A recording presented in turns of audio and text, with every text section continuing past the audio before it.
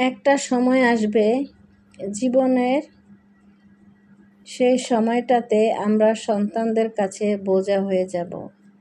যে সন্তানদেরকে নিজের হাতে কোলে পিঠে করে মানুষ করেছি, একদিন সেই সন্তানেরাই আমাদেরকে দূরে ঠেলে দেবে। কথায় আছে, তুমি যতটুকু করবে তার ততটুকুই তোমার জীবনে পাবে। সত্যি কি তাই?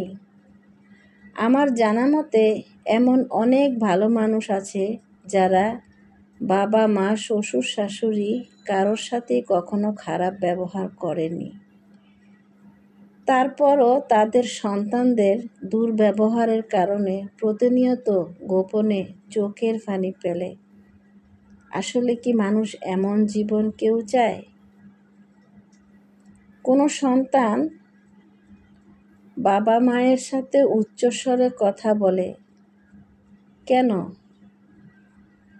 কেন ছেলের বউ শাশুড়ির সাথে ঝগড়া করে? কেন সংসারে শান্তি বদলা শান্তি হয়? এইসব কেনর উত্তর কেউ দিতে পারবে না, কোনোদিনও পারবে না। যে বাবা মা 3-4টা সন্তান অনায়াসে লালন পালন করতে পারে, সে সন্তানেরা বড় হয়ে প্রতিষ্ঠিত হয়ে দুজন বাবা মাকে দিনে 3 বেলা খাবার আর একটু আদর যত্ন ভালোবাসা দিতে কৃপণতা বোধ করে। এটাই কি নিয়তি? আমি দেখেছি যে মেয়েটা বউকালে কষ্ট করে, সেই মেয়েটা যখন শাশুড়ি হয় তখনও তার একই কষ্ট থাকে। আল্লাহ হয়তো কিছু কিছু মানুষকে পৃথিবীতে পাঠিয়েছেন কষ্ট ভোগ করার জন্য। হয়তো এটাকেই বলে নিয়তি। যদি নিয়তি চাইলেও পরিবর্তন করা যায় না।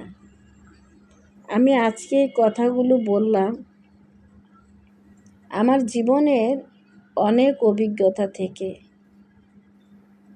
একদম বাস্তব সত্যি কথাটা বললাম, কারণ এমন অনেক পরিবার আছে যারা মুখ ফুটে একটু বলতে পারে না যে আমার ছেলের বউ আমাকে কষ্ট দিচ্ছে, আমার ছেলে আমার সাথে কথা বলছে না, মুখ ঘুরিয়ে রাখছে, ঘরে ঢুকে নিজের রুমে চলে যাচ্ছে। এক টেবিলে বসে যে সন্তানদের নিয়ে মা বাবা খেত, আজ মা বৃদ্ধ হয়ে গেছে বিদায়, সে টেবিলে বসে স্ত্রী সন্তানদের নিয়ে খেয়ে বসে উঠে চলে যায়, কিন্তু মাকে ডাকে না। আমার নিজের জীবনের অভিজ্ঞতা থেকে বলছি, এই দুনিয়াটা এরকম হয়ে গেছে কেন? মায়া মহব্বত বলতে কিছুই নেই, সব উঠে গেছে। কেন জানি সব উঠে গেছে। 100-র ভিতরে 98% সন্তানেরাই এরকম।